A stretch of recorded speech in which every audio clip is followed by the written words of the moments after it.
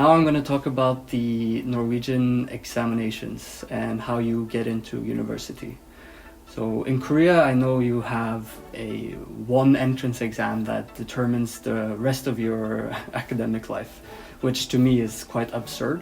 It seems very stressful and will take a lot of energy into studying for this one exam. And to me as a Norwegian, it's quite crazy to put all your eggs in the same basket, and you really rely on doing well for this exam.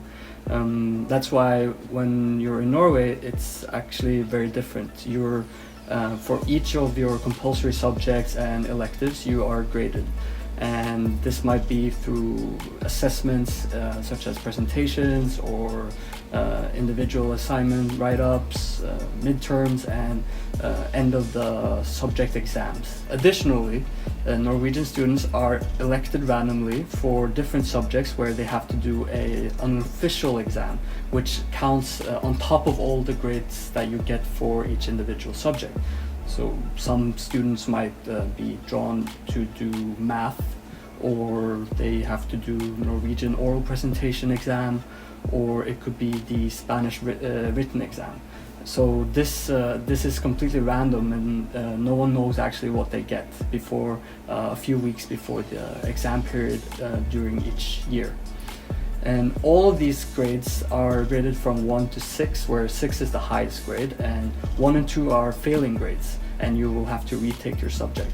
And in order to pass in Norwegian high school and get your vitnemål, which is your diploma for high school, you have to have 3 or higher for each subject.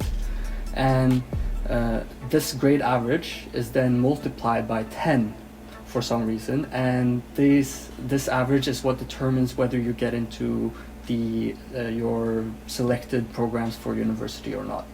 So some of the most sought after programs are, as in many other countries, medicine and veterinary studies or bioengineering, and these subjects tend to have a grade average for admission around maybe 5.8 or 6 even.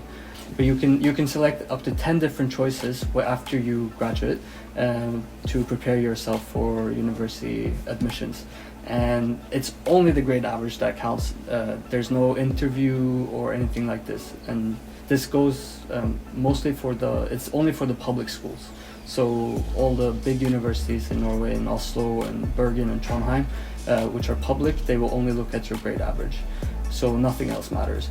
But for certain private colleges, then you might have some additional documents that you submit, such as like an entrance essay or have a short interview and so on. But there are opportunities for you to boost your grade average by doing some other things, such as military service, or you can you can major into natural sciences. So you will get extra points if you do mathematics or chemistry or biology, for example.